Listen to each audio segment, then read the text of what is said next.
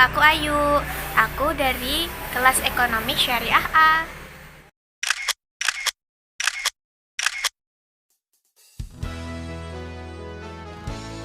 Di sini, aku ingin sedikit menjelaskan tentang apa itu kewirausahaan dan menginterpretasikan kepada usaha kecil-kecilan saya. Selamat menyaksikan.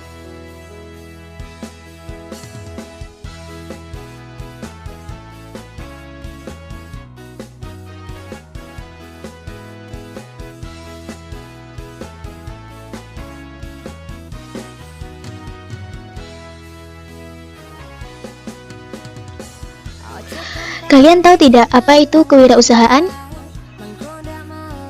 Wirausaha atau entrepreneur adalah seorang yang memiliki kepribadian unggul yang pantas untuk diteladani karena atas kemampuan sendiri dapat melahirkan suatu sumbangsi karya untuk kemajuan kemanusiaan yang berlandaskan pada kebenaran dan kebaikan. Kemudian, apa sih yang dimaksud dengan kewirausahaan atau entrepreneur?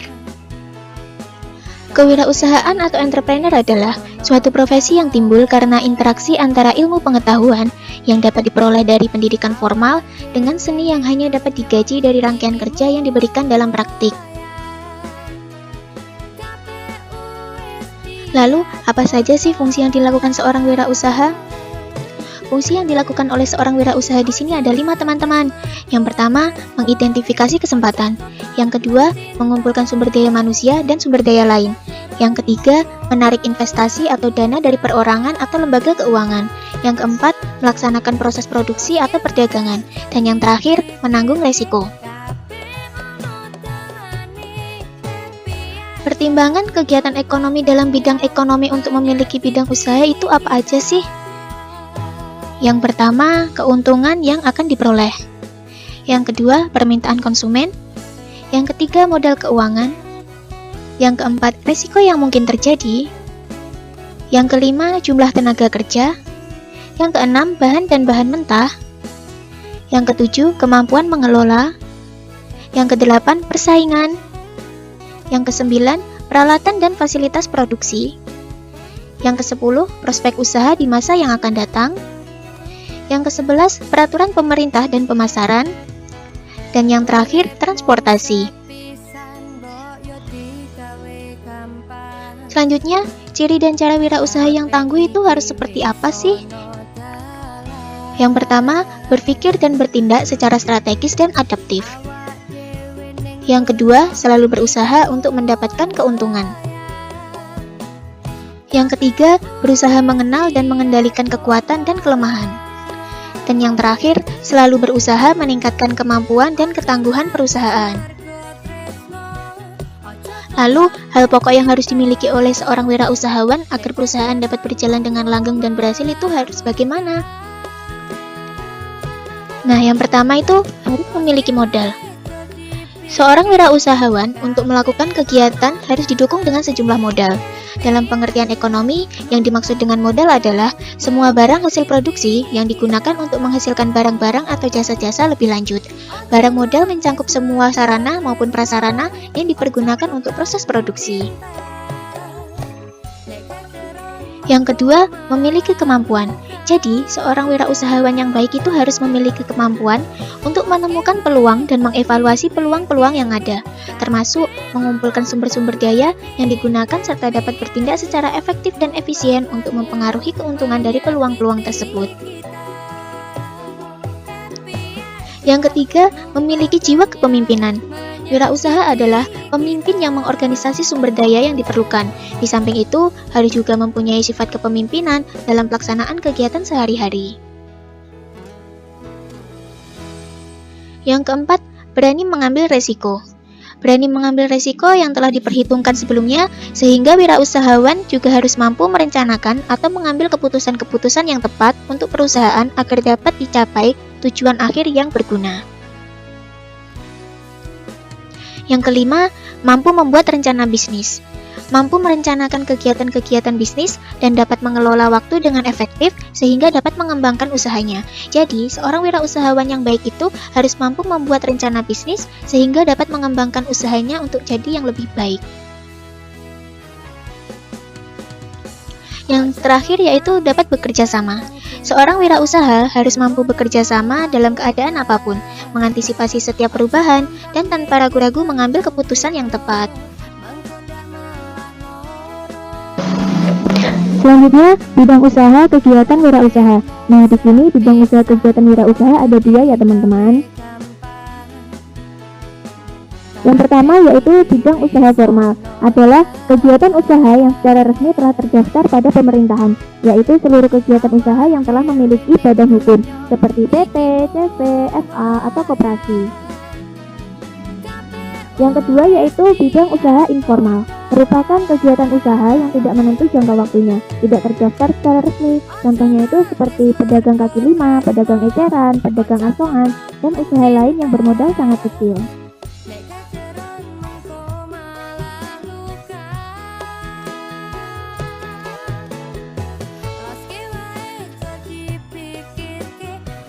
Kemudian motivasi kewirausahaan. Apa sih yang ada di benak kalian tentang motivasi kewirausahaan? Nah, motivasi usaha merupakan salah satu pendorong tumbuh kembangnya jiwa wirausaha seseorang. Kesuksesan seseorang seringkali disertai dengan motivasinya yang kuat dalam menjalankan setiap usaha yang dijalaninya.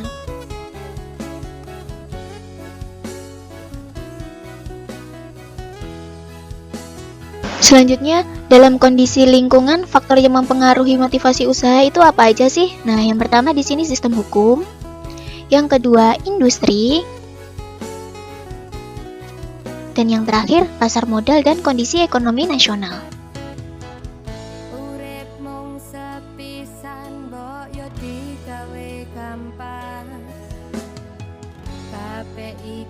Selanjutnya yaitu diagram kebutuhan Hertzberg. Berdasarkan teori hierarki, kebutuhan Abraham Maslow, teori X dan Y Douglas MC Gregor, maupun teori motivasi kontemporer, arti motivasi adalah alasan yang mendasari sebuah perbuatan yang dilakukan oleh seorang individu. Pada tahun 1959, Hertzberg menulis bahwa faktor-faktor yang memotivasi orang di tempat kerja itu berbeda dan tidak selalu berkebalikan dari faktor-faktor yang menyebabkan ketidakpuasan. Prinsip inilah yang menjadi fundamen dalam teori motivasi dan kepuasan kerja Friedrich Hertzberg. Selanjutnya, teori kebutuhan Abraham Maslow. Kalian tahu tidak, apa sih teori kebutuhan Abraham Maslow? Nah, di sini teori kebutuhan Abraham Maslow ada 5 teman-teman. Yang pertama, fisik atau fisiologis. Yang kedua, keamanan. Yang ketiga, sosial. Yang keempat, penghargaan. Dan yang paling puncak itu aktualisasi diri.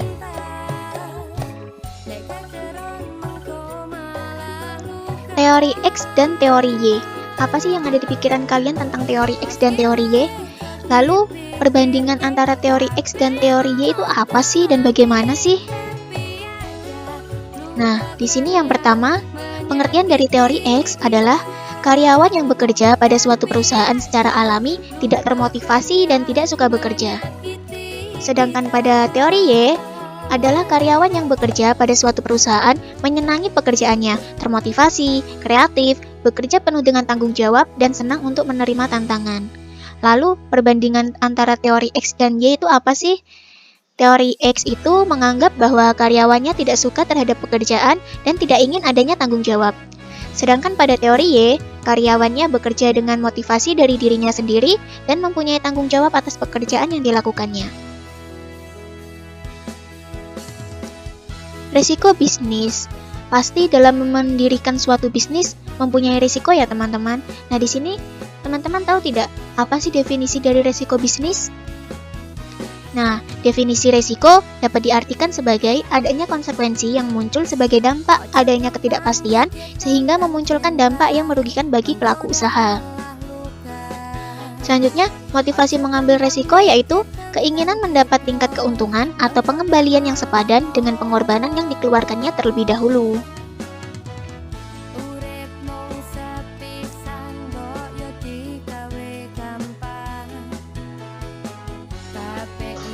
Kemudian jenis-jenis risiko bisnis. Yang pertama yaitu risiko strategik. Risiko strategik adalah risiko atau ketidakpastian yang diakibatkan dari kurang matangnya strategi Anda dalam menjalankan bisnis. Yang kedua, risiko kepatuhan. Risiko kepatuhan adalah risiko atau ketidakpastian yang disebabkan karena ketidakpatuhan terhadap peraturan, regulasi atau hukum yang ditetapkan pemerintah setempat secara tertulis maupun tidak tertulis. Yang ketiga, risiko operasional. Risiko operasional lebih mengarah pada sebuah kegagalan yang sangat tidak diharapkan dan biasanya terjadi dalam kegiatan sehari-hari dalam perusahaan. Yang keempat, risiko finansial. Risiko finansial adalah kerugian pemasukan perusahaan mengacu secara khusus terhadap arus masuk dan keluar uang dalam perputaran bisnis. Dan yang terakhir yaitu risiko reputasional. Reputasi dapat dibilang sebagai nama baik perusahaan. Jika nama baik perusahaan hancur atau reputasinya buruk, tentu hal tersebut akan menyebabkan kerugian yaitu ketidakpercayaan pelanggan terhadap bisnis. Nah, dari penjelasan di atas, sekarang waktunya aku akan menginterpretasikan tentang usaha kecil-kecilan aku, yaitu Piscok, pisang coklat. Selamat menyaksikan. Nah, ini dia usaha yang saya jalankan saat ini, yaitu online makanan atau all shop makanan Piscok atau pisang coklat. Piscok atau pisang coklat merupakan makanan camilan yang sangat digemari masyarakat, khususnya anak milenial sekarang ini ya teman-teman. Camilan tersebut berbahan dasar pisang dan coklat, yang kemudian mekanisme produksinya dengan membuat kreasi bentuk sehingga menjadi Piscok atau pisang coklat. Kemudian, bagaimana sih sejarah berdirinya usaha yang saya jalankan saat ini? Nah, awal mula berdirinya usaha yang saya jalankan itu ketika saya libur kuliah semester 3, kurang lebih selama 2 minggu teman-teman. Nah, ketika itu saya merasa bosan di rumah, tidak ada kesibukan. Kemudian iseng-iseng buka YouTube, lihat tentang cara membuat makanan ringan atau biasa disebut dengan camilan Piscok atau pisang coklat. Saya melakukan percobaan itu 2 kali ya teman-teman. Percobaan pertama gagal dan percobaan kedua berhasil. Kemudian mendapat komen positif dari keluarga dan disarankan untuk membuka usaha kecil-kecilan secara online. Selain itu, juga untuk memenuhi tugas kewirausahaan 2 manufaktur selama 2 minggu dengan perbandingan 3 hari. Modal awal yang saya gunakan untuk memulai usaha online shop makanan Piscok atau pisang coklat ini itu berasal dari orang tua. Selanjutnya, saya melakukan pemasaran usaha yang saya jalankan saat ini tuh melalui media sosial seperti WhatsApp, Instagram, dan marketplace pada Facebook. Saya menjual per box piscoknya itu 10.000 ya teman-teman, cukup murah bukan? Nah, dalam waktu 2 minggu dengan perbandingan 3 hari mendapatkan pesanan sebanyak 11 box atau porsi. Ya alhamdulillah ya. Saya di sini tuh juga tidak mengambil keuntungan yang besar, lebih mengutamakan pengembangan usaha dan memaksimalkan kepuasan konsumen. Nah, selanjutnya yaitu laporan keuangan. Laporan keuangan yang pertama yaitu bahan baku. Biaya bahan baku yang saya gunakan dalam mendirikan usaha online shop makanan Piscok atau pisang coklat untuk memenuhi tugas mata kuliah kewirausahaan 2 manufaktur memiliki total sebesar 45.000 ya teman-teman. Nah, itu terdiri dari pisang, coklat, tepung terigu, tepung panir atau roti, dan minyak goreng. Yang kedua yaitu harga jual. Dalam waktu 2 minggu dengan perbandingan 3 hari, saya mendapatkan pesanan Piscok atau pisang coklat sebanyak 11 box atau porsi, di mana harga pokok atau per box sebesar 6.000 dan harga jual 10.000, sehingga keuntungan yang saya ambil yaitu 4.000.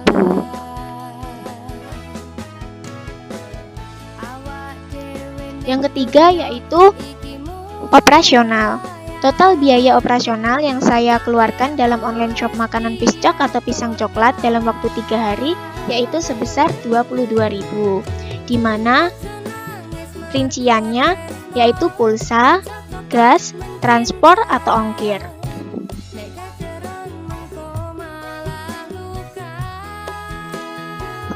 Selanjutnya yaitu perhitungan keuntungan.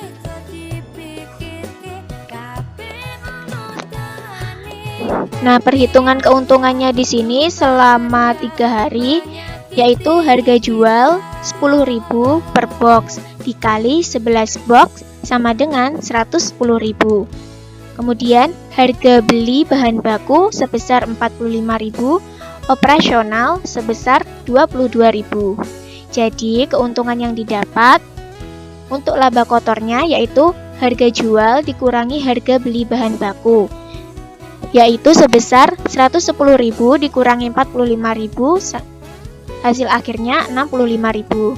Sedangkan laba bersihnya, laba kotor dikurangi operasional, yaitu 65.000 dikurangi 22.000, hasil akhirnya 43.000.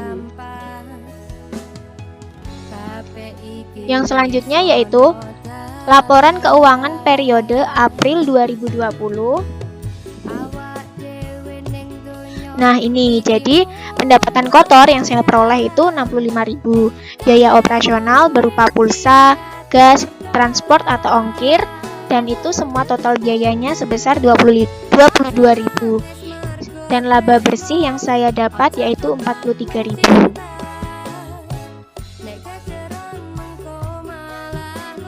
Kemudian analisis teoritis. Nah, apa yang ada di benak kalian tentang analisis teoritis? Nah, ini yang pertama yaitu aspek hukum. Jadi, usaha yang saya jalankan yaitu online shop makanan piscok atau pisang coklat ini tidak layak dalam aspek hukum karena belum memiliki izin usaha seperti SIUP, NPWP, tanda bukti perusahaan. Yang kedua, aspek pasar pemasaran. Usaha online shop makanan piscok atau pisang coklat yang saya jalankan ini sudah layak dalam aspek pasar dan pemasaran karena banyak diminati oleh konsumen dan mempertahankan kualitas yang baik. Yang ketiga yaitu aspek teknis atau operasi. Usaha online shop makanan piscok atau pisang coklat yang saya jalankan ini sudah layak dalam aspek teknis atau operasi karena memiliki lokasi yang strategis dan memiliki respon yang baik dari konsumen.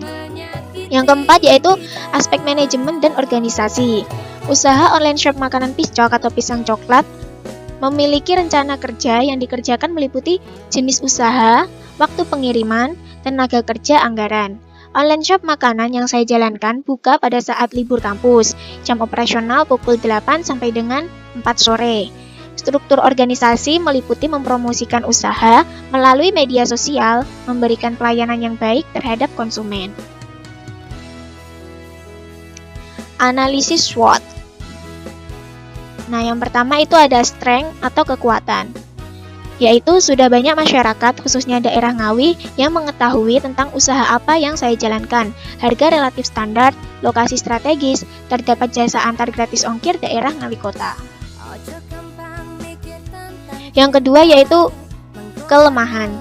Kelemahan usaha yang saya dirikan itu sehari hanya bisa melayani sekitar 5 orang konsumen, di mana masing-masing konsumen itu terkadang ada yang memesan 2 porsi, 3 porsi, bahkan seterusnya. Selanjutnya, opportunity atau peluang. Nah, permintaan pasar akan makanan camilan tersebut sangat besar, dapat menerima pesanan sesuai keinginan konsumen. Nah, ini menjadi peluang untuk usaha yang saya jalankan saat ini. Dan yang terakhir yaitu threats atau ancaman. Banyak pesaing yang menawarkan produk sama, bahkan dalam bentuk produksinya pun sama. Jadi ancaman yang saya peroleh itu penawaran produk yang sama, bahkan dalam bentuk produksinya pun juga sama. Nah, ini dia salah satu dokumentasi pada saat saya melakukan pengiriman piscok atau pisang coklat gratis ongkir daerah Ngawi Kota. Nah, kalian sekarang tahu kan apa itu kewirausahaan, bagaimana jadi seorang wirausaha yang tangguh, ciri seorang wirausaha yang baik, dan menginterpretasikannya dalam dunia nyata. Semoga penjelasan tadi dapat bermanfaat untuk kalian semua ya teman-teman. Jangan lupa untuk di like, comment, and subscribe agar aku lebih semangat lagi untuk membuat video. Dan kalau perlu jangan lupa di share ya.